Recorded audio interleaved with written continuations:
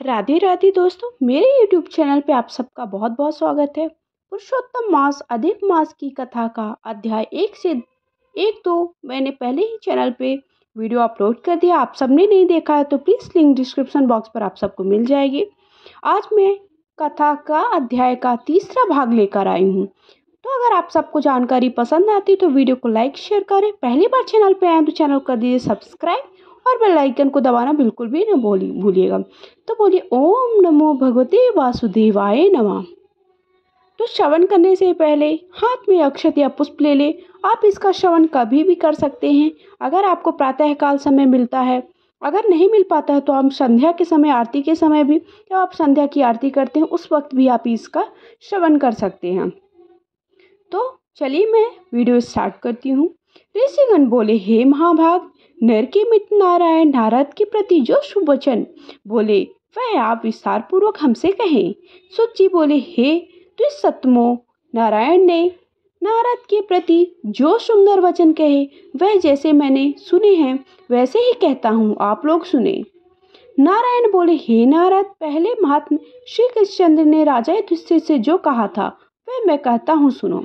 एक समय धार्मिक राजा अजातशत्रु युधिष्ठिर छल प्रिय धृतराष्ट्र के दुष्ट पुत्रों द्वारा तुतक्रीड़ा में हार गए।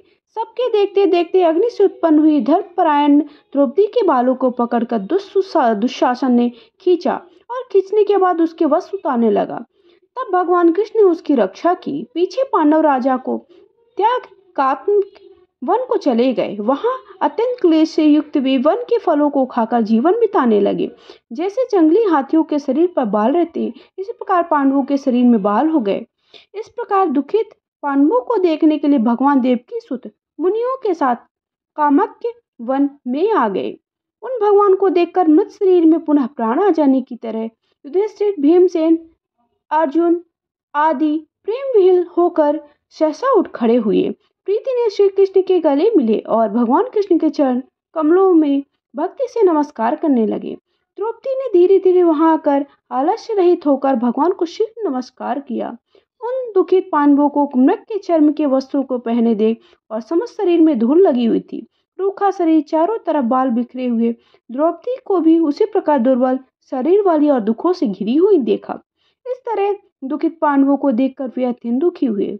भक्तवत्सल भगवान धृतराष्ट्र के पुत्रों को जला देने की इच्छा से उन पर क्रुद्ध हुए। विश्व के आत्मा बाहों को चढ़ा गुरेर को देखने वाले करोड़ों काल के कराल मुख की तरह मुख वाले धधकती हुई प्रलय की अग्नि के समान उठे। ओठों के दांत के नीचे जोर से दबाकर तीनों लोगों को जला देने की तरह ऐसे उद्यत हुए जैसे श्री सीता के वियोग से संतप्त भगवान रामचंद्र को रावण पर जैसा क्रोध आया था।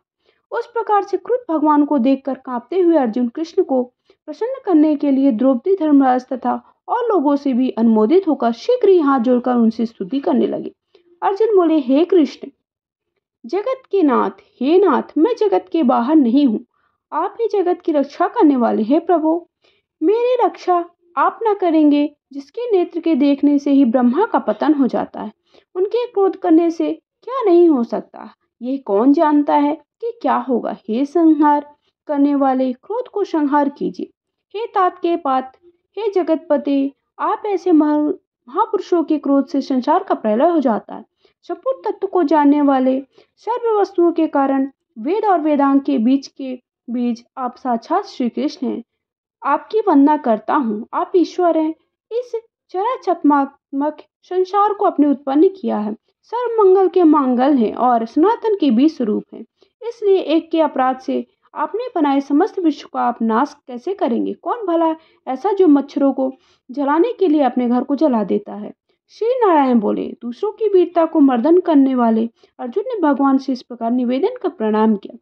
सुत जी बोले, श्री कृष्ण जी अपने क्रोध को शांत किया और स्वयं भी चंद्रमा की तरह शांत हो गए।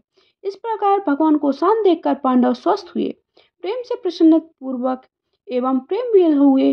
सबने भगवान को प्रणाम किया, जंगली कंदमूल फल आदि से उनकी पूजा की। नारायण बोले, तब शरण में जाने योग्य भक्तों के ऊपर कृपा करने वाले श्री कृष्ण को प्रसन्न जान विशेष प्रेम से भरे हुए नम्र अर्जुन ने बारंबार नमस्कार किया। जो प्रश्न आपसे हमसे किया है वही प्रश्न उन्होंने श्री कृष्ण ने किया। इस प्रकार अर्जुन का प्रश्न सुनकर श्री कृष्ण क्षण मात्र मन से सोचकर अपने सहृदय पांडवों को और व्रत को धारण की हुई द्रौपदी को आश्वासन देते हुए वक्ताओं में श्रेष्ठ श्री कृष्ण और पांडवों के हित कर वचन बोले। श्री कृष्ण बोले, हे राजन, हे महाभाग, हे भीमवत्सो, अब मेरा वचन सुनो। आपने यह प्रश्न अपूर्व किया है, आपको उत्तर देने में मुझे उत्साह नहीं हो रहा है। इस प्रश्न का उत्तर गुप्त से भी गुप्त है, ऋषियों को भी नहीं विदित है। फिर भी अर्जुन, मित्र के नाते अथवा तुम हमारे भक्त, इस कारण हम कहते हैं। हे सुब्रत, वह जो उत्तर है वह अति उग्र है, अतः क्रम से सुनो। चैत्रादि जो 12 मास निमेष महीने के दोनों पक्ष, घड़िया, प्रहर, त्रिपहर, 6 ऋतुएं, मितु मुहूर्त, दक्षिणायन और उत्तरायण वर्ष, चारों योग, इस प्रकार परात तक जो काल है, सब और नदी, समुद्र, तालाब, कुएं, बावली, गढ़ैया, सोते, लता, औषधियां, वृक्ष, बांस आदि पेड़, वन की औषधियां, नगर, गांव, पर्वत, पुरियां, ये सब मूर्ति वाले हैं और अपने गुणों से पूजे जाते हैं। इनमें ऐसा कोई अपूर्व व्यक्ति नहीं है जो अपने अधिध्रास देवता के बिना रहता है। अपने अपने अधिकार में पूजे जाने वाले ये सभी फल को देने वाले अपने अपने अधिष्ठात्र देवता के योग्य के महत्व में से ये सब सौभाग्यवान हैं।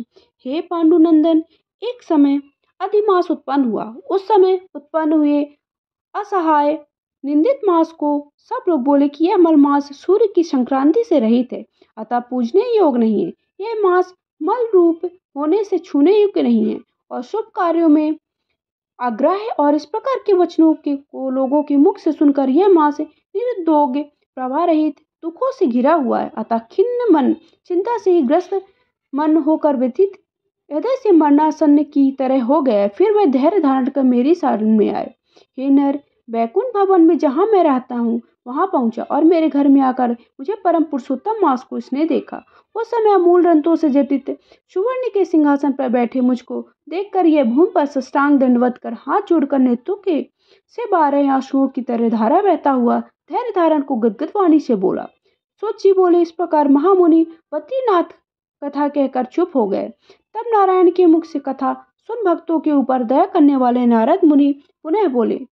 नारद बोले, इस प्रकार अपनी पूर्ण कलम से विराजमान भगवान विष्णु के निर्मल भवन में जाकर भक्ति द्वारा मिलने वाले जगत के पापों को दूर करने वाले योगियों को शीघ्र न मिलने वाले जगत को अभयदान देने वाले ब्रह्म रूप मुकुंद जहाँ पर थे उनके चरण कमलों की चरण में शरण में आया हूँ अधिमास क्या बोला।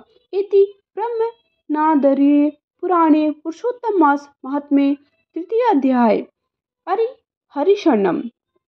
इस प्रकार से मैंने पुरुषोत्तम मास या अधिक मास की कथा का अध्याय 3 आप सबके सामने कह सुनाया है। आप सबको वीडियो कैसा लगा कमेंट करके जरूर बताइए, कमेंट बॉक्स में जा करके।